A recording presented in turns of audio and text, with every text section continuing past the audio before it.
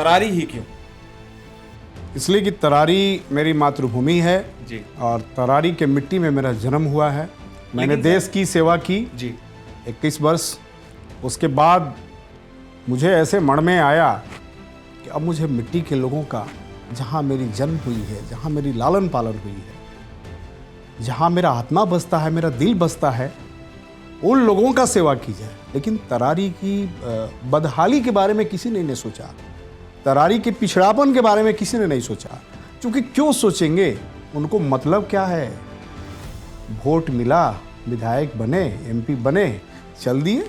पुरुष विश्वकर्मा के अवतार अगर कोई है तो माननीय मुख्यमंत्री श्री नीतीश कुमार जी, और मुझे गर्व है कि मैं उनका एक सिपाही हूँ। उनके लिए मेरी जान भी चल जाए ना हंस हंस के, मेरी शरीर का जितना खून है ना शरीर के अंदर, एक एक कतरा अगर माननीय मुख्यमंत्री जी के ऊपर अगर बह जाए तो मुझे परवाह नहीं है। जैसे मैं पहले भी बोला था कि तरारी की जनता के लिए एक एक कतरा शरीर का खून पूरा समर्पित है तरारी की जनता के लिए। तरारी में मैं विधायक बनने नहीं गया हूँ, वहाँ का सेवक बनने गया हूँ, वहाँ का चौकीदार बनने गया हूँ, वहाँ का बनिहार बनने गया हूँ। पीके आपके लिए कोई चुनौती नहीं? 1% चुनौती नहीं है। तरारी ही नहीं, पूरे बिहार की जैसे आप पीके कह रहे हैं ना, फुर हो जाएंगे। फुर समझते हैं ना जी, चुटकी बजाए फुर, जमानत जब्त हो जाएगी पीके की। बिहार में होने वाले आगामी उपचुनावों में भोजपुर जिले की तरारी विधानसभा सीट पर काफी गहमा गहमी देखी जा रही है। 13 नवंबर को यहां उपचुनाव होने वाला है। हालांकि 13 तारीख को और भी 3 सीटों पर चुनाव होगा। चुनाव का बिगुल बज गया है। बिहार में खाली हुई 4 सीटों पर उपचुनाव का ऐलान हो गया है। बीते दिन ही इलेक्शन कमीशन ने ऐलान किया है और गहमा गहमी अब शुरू हो गई है। इसके अलावा झारखंड और महाराष्ट्र में भी चुनाव होने हैं, लेकिन बिहार का चुनाव आप जानते हैं कि कितना गर्मा गर्मी रहता है इसमें, कितनी गर्मजोशी रहती है इसमें। तो अगले साल जो विधानसभा चुनाव होने वाला है उससे पहले का ये ट्रेलर है। सभी प्रमुख पार्टियों ने अपनी तैयारी शुरू कर दी है। इस बीच राजनीतिक पार्टी जनसुराज ने एक चौंकाने वाला कदम भी उठा लिया है। Retired lieutenant general Krishna Singh को तरारी विधानसभा से अपना प्रत्याशी घोषित कर दिया है। हमारे साथ जेडीयू के वरिष्ठ नेता संजय शर्मा जी हैं, नीतीश के बेहद करीबी हैं और ताल ठोकने को तैयार हैं। तरारी से लड़ेंगे। बात करने के लिए हमारे साथ संजय जी हैं। सबसे पहले तो आपका बहुत बहुत स्वागत है सर दर्शनियों में। सर, तरारी ही क्यों? इसलिए कि तरारी मेरी मातृभूमि है जी और तरारी के मिट्टी में मेरा जन्म हुआ है, मेरी जन्मस्थली है और वहाँ का खुशबू मेरे रोम रोम में है। मैंने देश की सेवा की जी 21 वर्ष। उसके बाद मुझे ऐसे मन में आया कि अब मुझे मिट्टी के लोगों का, जहाँ मेरी जन्म हुई है, जहाँ मेरी लालन पालन हुई है, जहाँ मेरा आत्मा बसता है, मेरा दिल बसता है, उन लोगों का सेवा की जाए। और उन लोगों का सेवा ही नहीं की जाए, उन लोगों को सबसे आगे बढ़ाया जाए जो आज बिहार के 243 विधानसभा में तरारी विधानसभा की जो पटकथा है। कई लोग आ रहे हैं, जा रहे हैं, कई लोग चुनाव भी लड़े, लेकिन तरारी की बदहाली के बारे में किसी ने नहीं सोचा, तरारी के पिछड़ापन के बारे में किसी ने नहीं सोचा। क्योंकि क्यों सोचेंगे, उनको मतलब क्या है? वोट मिला, विधायक बने, एमपी बने, चल दिए। क्या मतलब है तरारी के लोगों से? क्या अपनत्व है उनकी तरारी के लोगों से? यहाँ पर सर आप तरारी की बात कर रहे हैं, तरारी के लोगों की बदहाली की बात कर रहे हैं, लेकिन 17 सालों से आप ही के मुख्यमंत्री हैं, आप ही की पार्टी राज में है, सत्ता में है, फिर भी तरारी की ऐसी बदहाली क्यों है? ये आपने बहुत अच्छा सवाल किया, मैं इसका उत्तर दे रहा हूँ आपको। देखिए माननीय मुख्यमंत्री जी पूरे बिहार में हर जगह विकास किए। उतना बड़ा विकास पुरुष आज तक बिहार में आज तक कोई जन्म नहीं लिया था। पहला विकास पुरुष विश्वकर्मा के अवतार अगर कोई है तो माननीय मुख्यमंत्री श्री नीतीश कुमार जी, और मुझे गर्व है कि मैं उनका एक सिपाही हूँ। आपने विश्वकर्मा की बात कही, एक और विश्वकर्मा जी हैं जिनके साथ अभी गठबंधन है आपका, पीएम मोदी को भी लोग विश्वकर्मा जी कहते हैं। पूरे देश लेवल पे है वो। जी, देश लेवल पे हैं। पूरे देश लेवल पे उन्होंने हमारे देश की मान बढ़ाई है। पूरे वर्ल्ड में, पूरे विश्व में माननीय नरेंद्र मोदी जी, प्रधानमंत्री जी, हमारे देश का मान बढ़ाया है, हमारा सम्मान बढ़ाया है। और हमारे मुख्यमंत्री पूरे हमारे देश में मान बढ़ाया है हमारे मुख्यमंत्री जी ने। आज आपके पूरे भारतवर्ष में सबसे अगर अधिक विकास का मामला अगर आता है तो वो आता है बिहार। 13 करोड़ जनता का तकदीर और तस्वीर बदल देने के काम किए हैं माननीय मुख्यमंत्री नीतीश कुमार जी। मैं उनका सिपाही हूँ जी। तो मेरा भी यही सपना है, यही लक्ष्य है। और इसी बदहाली को देखते हुए, तरारी के बदहाली को देखते हुए मैं वहाँ प्रवेश किया, मैं वहाँ एंट्री किया। आज पिछले 10 वर्षों से विदित मैं वहाँ निरंतर अपने आप को, जैसे मैंने देश के लिए समर्पित कर दिया था अपने आप को समर्पण भाव से, वैसे मैंने तरारी की जनता को समर्पित कर दिया है अपने आप को। उनके दुख सुख में निरंतर मुझे पाएंगे आप। एक और सवाल यहाँ पर, मैं नरेंद्र मोदी का मैंने जिक्र इसलिए किया क्योंकि अभी जो तरारी की सीट है, कहा जा रहा है कि बीजेपी के पाले में ये सीट जाएगी और बीजेपी में जो बाहुबली सुनील पांडे हैं उनकी एंट्री हुई थी कुछ दिन पहले, और ये कहा जा रहा है कि उनके बेटे को वहाँ से टिकट देगी बीजेपी और ये तरारी की जो सीट है वो बीजेपी के खाते में जाएगी। तो ऐसे में आप जब जेडीयू के हैं तो जेडीयू के पास अगर वो सीट रहेगी ही नहीं तो फिर आप कैसे वहां से लड़ेंगे, ये एक सवाल है। आपने ये भी सुना होगा कि 24 जुलाई को माननीय मुख्यमंत्री नीतीश कुमार जी जो बिहार के राजा हैं, हमारे आदर्श हैं, हमारे गुरु हैं, हमारे पिता तुल्य हैं, सब कुछ है जी। अपने आप से ज़्यादा भरोसा अगर मुझे है तो माननीय मुख्यमंत्री नीतीश कुमार जी पे। मतलब नीतीश उन्होंने 24 जुलाई को भरे विधानसभा में अपने कक्ष में, निजी कक्ष में, उन्होंने सब माननीय विधायकों और माननीय मंत्रियों के समक्ष उन्होंने कहा था, मैंने उनसे अपील की थी तैयारी के लिए, तो उन्होंने कहा था जाइए अब तैयारी कीजिए। उसके बाद मैंने जाके वहाँ पे प्रेस कॉन्फ्रेंस भी किया अपने तरारी विधानसभा में, अपने हजारों जनता जनार्दन के साथ, मीडिया बंधु के साथ मैंने ऐलान कर दिया कि माननीय मुख्यमंत्री के आदेशानुसार मैं यहाँ से एनडीए से चुनाव लड़ूंगा। तो आप ये बताइए कि मैं एक नौकरी करता था, पहले सेना में था, तो हमारा जो अधिकारी होता है तो इमीडिएट बॉस कौन होता है? ठीक है, मैं मानता हूँ हमारे सबसे जो मुख्य होते हैं, जो हेड होते हैं, पूरे भारतवर्ष के जो हेड होते हैं, उनका भी एक पद है, एक जगह है। लेकिन अगर हम जिस कमांडेंट के अंडर में रहते हैं तो आदेश मुझे उनका मानना है कि हमारे सेना प्रमुख का मानना है या डीजीपी का मानना है? किसका मैं मानूंगा? जो आपके ऊपर है, मतलब जो आप, जिनके अंदर आप हैं। मैं सम्मान दोनों का करूंगा। जी, सम्मान आप सबका करेंगे, सबका करेंगे। हाँ। लेकिन आदेश हम मानेंगे किनका? माननीय मुख्यमंत्री नीतीश कुमार जी का। चूंकि मैं उनका एक सिपाही हूँ और कर्मठ सिपाही हूँ, उनके लिए मेरी जान भी चल जाए ना हंस हंस के, मेरी शरीर का जितना खून है ना शरीर के अंदर, एक एक कतरा अगर माननीय मुख्यमंत्री जी के ऊपर अगर बह जाए तो मुझे परवाह नहीं है। जैसे मैं पहले भी बोला था कि तरारी की जनता के लिए एक एक कतरा शरीर का खून पूरा समर्पित है तरारी की जनता के लिए। मतलब आपको वैसे माननीय मुख्यमंत्री जी के ऊपर मेरा शरीर पूरा बलिदान है उनके ऊपर। मुझे तनिक भी उन पे शक नहीं है, संदेह नहीं है। मेरे साथ इंसाफ करेंगे, मुझे आज भी विश्वास है और कल भी रहेगा। मतलब आपको पूरा भरोसा है कि पूरा भरोसा जी अपने पाले में ही तरारी की सीट रखेंगे? जी बिल्कुल, और वहां से आप ही को उम्मीदवार बनाएंगे। आप इससे पहले मेरा जितना भी इंटरव्यू सुने होंगे या डिबेट या बाइट जो भी आप सुने होंगे, कहीं मैंने ये नहीं कहा है, हर जगह मैंने यही कहा है कि माननीय मुख्यमंत्री पे मुझे पूरा भरोसा है। और वे जो कहते हैं वो करते हैं, पूरा बिहार की जनता जानती है। लेकिन कहते हैं और करते हैं, ये तो अब नीतीश जी के लिए कहा जाता है कि अब ऐसा नहीं रहा। नीतीश जी कहते कुछ और हैं, करते कुछ और हैं, और बहुत दिनों से चुप्पी भी साध रखे हैं। ऑब्जेक्ट योर ऑनर, मैं एक पेशे से लॉयर तो नहीं हूँ, लेकिन मैंने एलएलबी भी किया है, आपको शायद नहीं पता है। ठीक है, तो मैं आप इस मामले में आपको मैं ऑब्जेक्ट करता हूँ। लेकिन आप देखें बीते कुछ दिनों से नीतीश कुमार की जो बॉडी लैंग्वेज है और जिस तरीके से उन्होंने चुप्पी साध रखी है, किसी भी मामले पर वो बोल नहीं रहे। और आरजेडी के जो यही तो क्वालिटी है हमारे मुख्यमंत्री जी में। अनाप शनाप बोलते नहीं हैं, जो बोलते हैं वो करते हैं। बाकी लोग अनाप शनाप बोलते हैं, वो करते नहीं हैं। हमारे मुख्यमंत्री जी जो जितना ही बोलते हैं उतना करके दिखाते हैं। यही तो क्वालिटी है उनकी। शिक्षकों का मुद्दा संजय जी काफ़ी गर्म है बिहार में। जिस तरीके से शिक्षा विभाग में सब कुछ चल रहा है, नीतीश कुमार ने विधानसभा में कहा था कि टाइमिंग जो है शिक्षकों की 10 से 4 होगी। मुख्यमंत्री ने विधानसभा में कहा था, लेकिन कुछ हुआ नहीं। अभी तक टाइम जो है वो 10 चल से ही रहा 4 है, मामला चल रहा है। मामला देखिए टाइमिंग का मामला है, वो अपर मुख्य सचिव साहब कर रहे हैं। अब बाकी जो अभी देखिए ट्रांसफ़र पोस्टिंग का बहुत बड़ा मामला था शिक्षकों का, उसमें अभी माननीय मुख्यमंत्री जी कह दिए हैं कि नवंबर लास्ट में वगैरह चुनाव के बाद उसमें की जाएगी। होगा, काम हो रहा है ट्रांसफ़र पोस्टिंग का।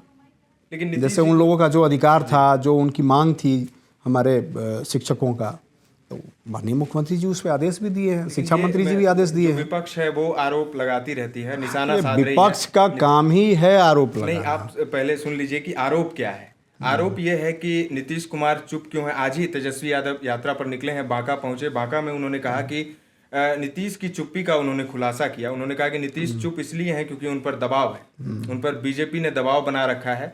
और बीजेपी के ही यानी दो लोग जो अमित शाह और मोदी की बात वो कर रहे थे, देश भी वही चला रहे हैं और बिहार भी वही चला रहे हैं, एक तरीके से उन्होंने कहा। और इसीलिए नीतीश चुप हैं, नीतीश कुछ बोल नहीं रहे। नीतीश के जो प्रिय अधिकारी हैं उनकी गर्दन ईडी और सीबीआई ने पकड़ रखी है और इसी वजह से नीतीश चुप हैं और नीतीश कुछ बोल भी नहीं सकते। अब पहले था कि गठबंधन में लाने के लिए ईडी और सीबीआई का इस्तेमाल किया गया और अब गठबंधन से वो जाए नहीं, इसीलिए अब ईडी सीबीआई का और जो है इस्तेमाल किया जा रहा है। आपको याद होगा कुछ ही दिन पहले संजीव हंस और गुलाब यादव का जो प्रकरण चला था, संजीव हंस के कई ठिकानों पर छापेमारी हुई, जिसके बाद नीतीश कुमार ने संजीव हंस को हटा भी दिया। तो ये सब जो बातें हैं, कहा जा रहा है कि एक लाल डायरी भी मिली है संजीव हंस के यहाँ से, तो बहुत सारी बातें हैं। और विपक्ष का आरोप है कि नीतीश दबाव में है और नीतीश अब किसी काम के नहीं रहे, मुख्यमंत्री बनने लायक वो नहीं है। आज ही तेजस्वी ने कहा है बांका में। आपको लगता है मुख्यमंत्री नीतीश कुमार जी किसी के दबाव में रहने वाले लोग हैं? आपको लगता है अंतरात्मा से तो बताइए।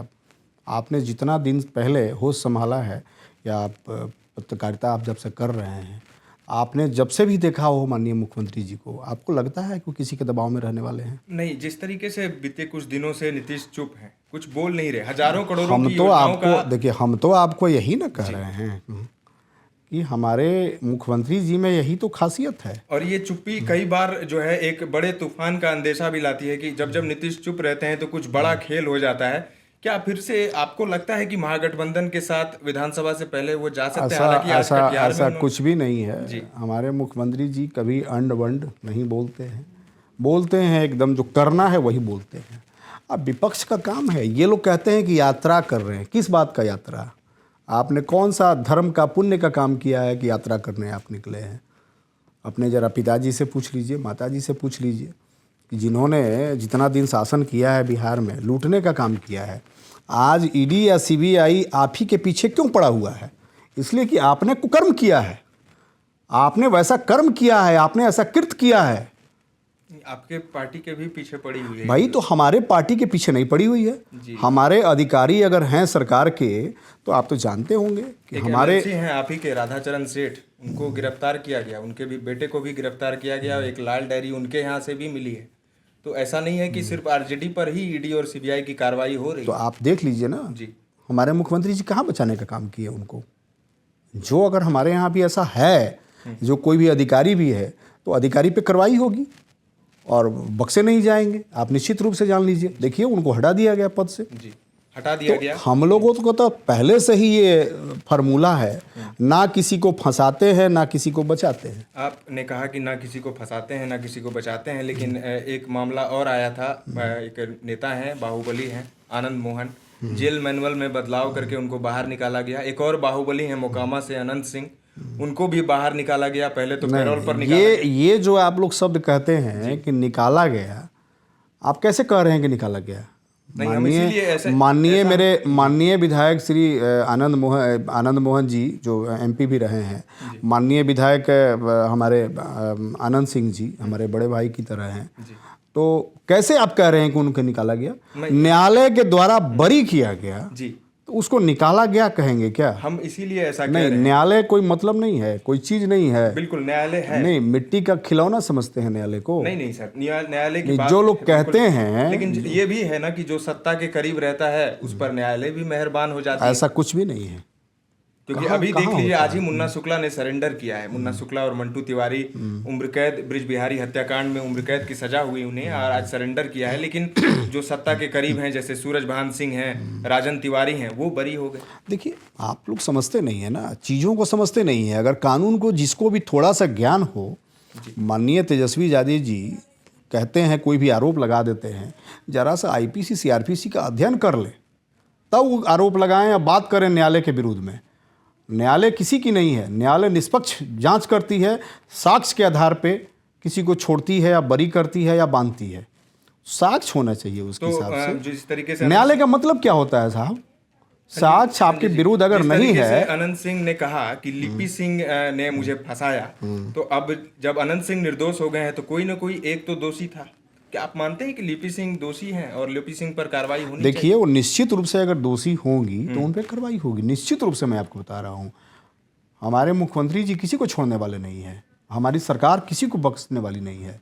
जो गलत करेगा वो दंडित होगा, ये आप जान लीजिए, वो चाहे हम हो, आप हो या कोई हो। संजय जी, तरारी पर थोड़ा आते हैं। तरारी की जो सीट है ये हॉट सीट है, क्योंकि यहाँ पर कहा गया है कि आप लोग हॉट सीट बना दिए हैं।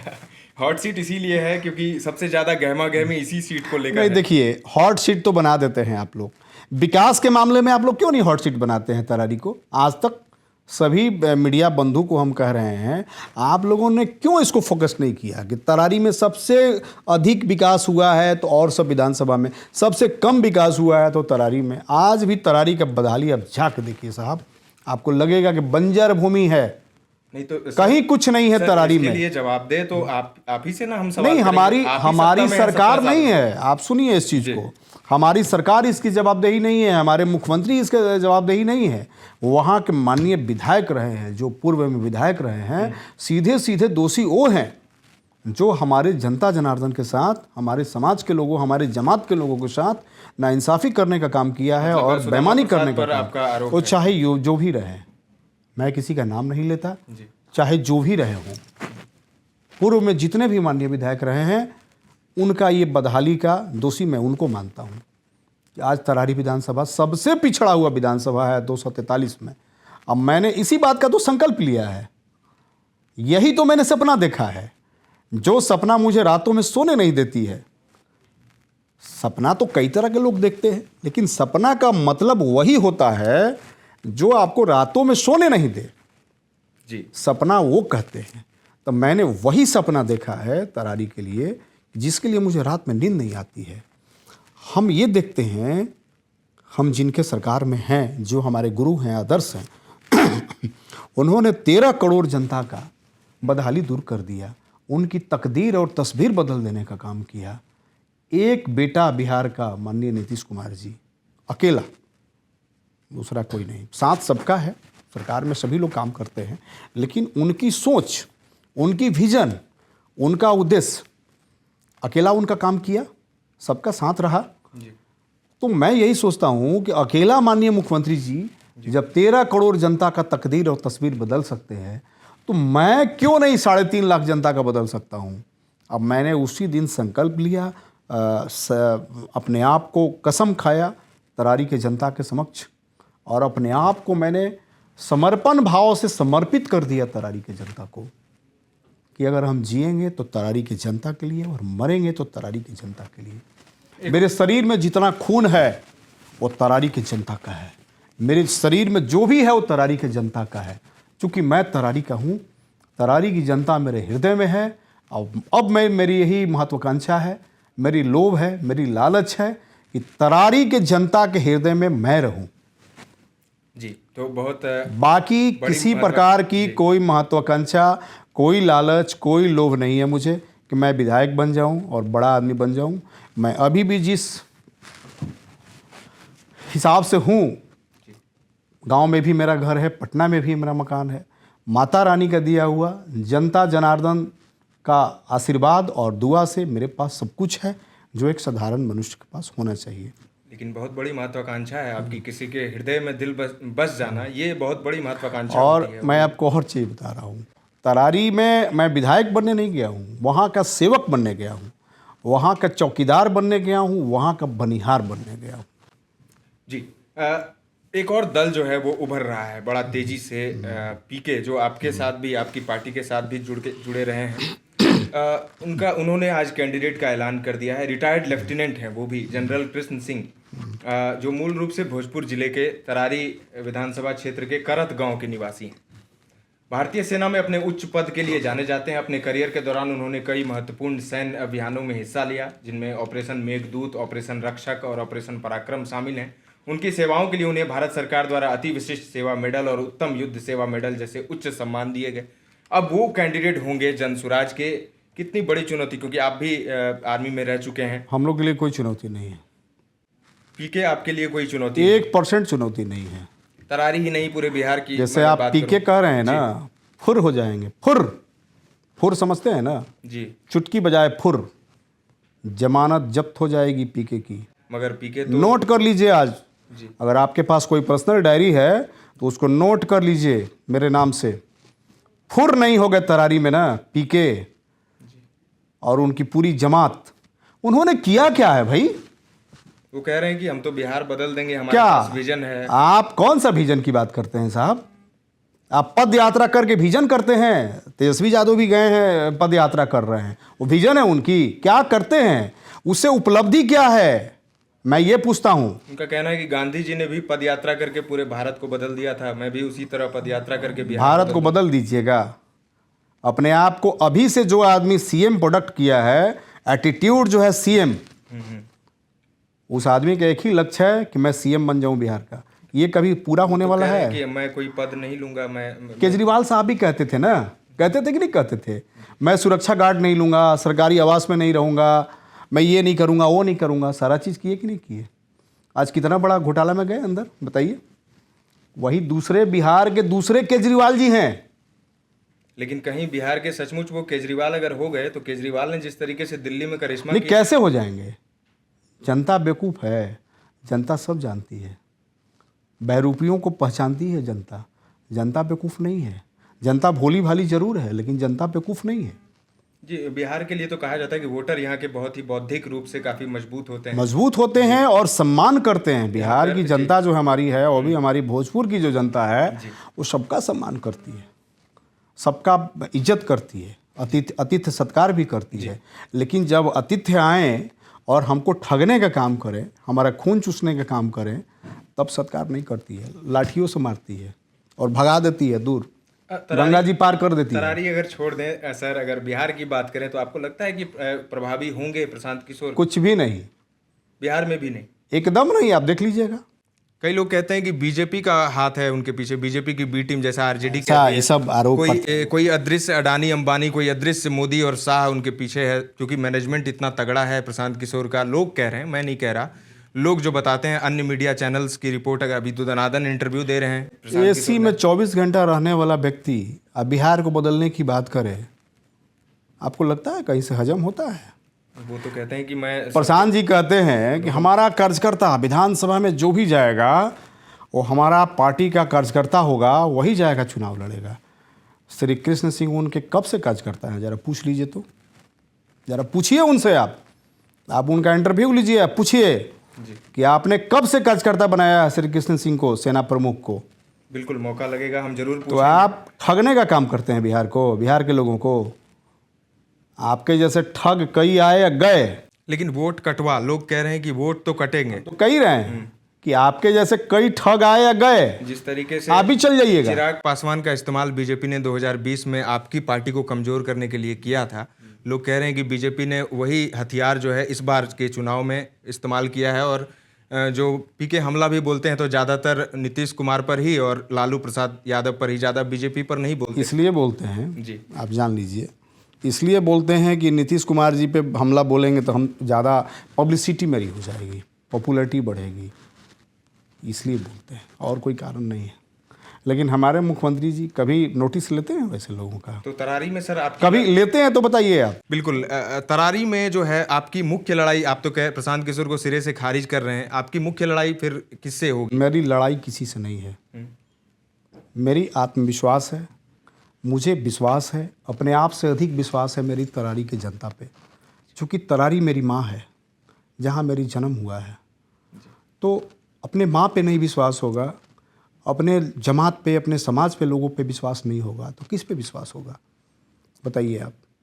तो मुझे पूर्णतः, चूँकि मैं अपने आप को समर्पित कर दिया हूँ तरारी के जनता जनार्दन के समक्ष, तो मुझे पूर्णतः अगर विश्वास है तो हमारी तरारी की जनता पे विश्वास है, और ये हमेशा जब तक मेरे शरीर में जान रहेगा वो रहेगा, कभी ख़त्म नहीं होगा। लेकिन अगर नीतीश जी ही आपको कह देते हैं कि छोड़ दो इस बार, अगली बार देख लेना। अच्छा, आपको लगता है जो आदमी जो कहते हैं वो करते हैं, और जो हमको कह दिए हैं भरे विधानसभा में कि आप जाइए तैयारी कीजिए, तो आपको लगता है कि मुख्यमंत्री जी मुझे कहेंगे? सर राजनीति है सर, परिस्थिति अगर बदल जाती है, अगर बीजेपी, मुझे तो नहीं लगता है कि मुख्यमंत्री जी मुझे कहेंगे। मुझे आज भी उतना ही विश्वास है जितना विश्वास मुझे 24 जुलाई को था, जितना विश्वास मुझे जब मैं जेडीयू ज्वाइन किया था उस समय था। उनके आदर्शों के ऊपर ही मैंने नौकरी छोड़ी थी। अगर सर खुदा न खास्ता अगर नहीं सीट मिली जेडीयू को ये, तब आप क्या निर्दलीय भी उतरने की तैयारी में हैं? देखिए मैं आपको कह दिया जी। कि आखिरी सांस तक इस शरीर में, इस आत्मा में मुख्यमंत्री नीतीश कुमार जी वास करते हैं। यानी उन्होंने मना कर के दिया सिवाय कोई नहीं। यानी उन्होंने मना कर दिया तो आप नहीं लड़ेंगे वहाँ से? मैं ये नहीं कह रहा हूँ, जी। मैंने ये नहीं कहा कि मैं नहीं लड़ूंगा या लड़ूंगा। मैं ये कह रहा हूँ कि आखिरी सांस तक, आखिरी क्षण तक मुख्यमंत्री नीतीश कुमार जी। तरारी मेरी माँ है जी। तरारी को छोड़ना तो कोई सवाल ही नहीं है।